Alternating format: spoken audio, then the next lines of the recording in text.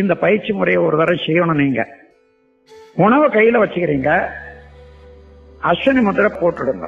அப்படியே ஒரு ஓஜஸ் மூச்சு போட்டுட்டு இந்த உணவை சாப்பிடுங்க.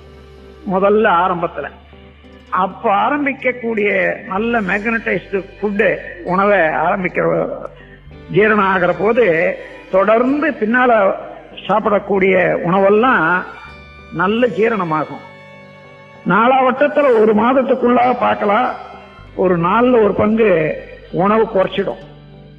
இன்னொரு 4 மாசம் ஆச்சுன்னா பாதி கூட குறைஞ்சிடும். கொஞ்சம் குறைச்சிக்குங்க. ஐயோ இவ்வளவு குறைச்சிட்டா உடம்பு என்ன ஆகும்னு பார்க்க வேணாம்.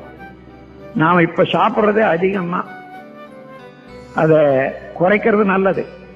4 வகையில நமக்கு உடலுக்கு சக்தி கிடைக்குது. உணவு, காற்று,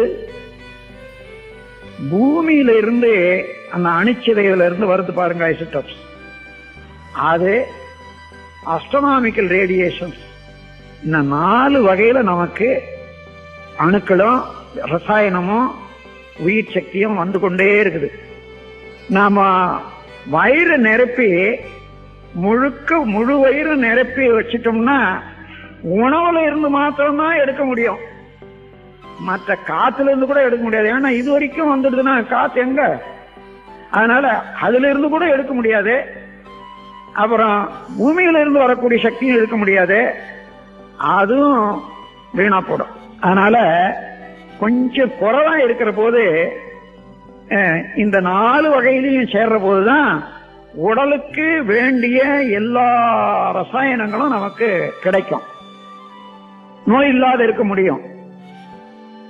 அதிகமா சாப்பிட்றத விட கொஞ்சம் குறைவாகவே இருந்துட்டா ரொம்ப நல்லது. அதுக்கு பதிலா நமக்கு சக்திய வெளியில இருந்து எடுத்துக்கொள்ளக்கூடிய ஆற்றல் உடல்ல உண்டு. அதனால இன்னைக்கு அந்த முறையில எவ்வளவு வேணுமோ அது வரைக்கும் சாப்பிட்டா உலகத்துல இன்னைக்கு பாதி உணவு மிச்சமாயிடும்.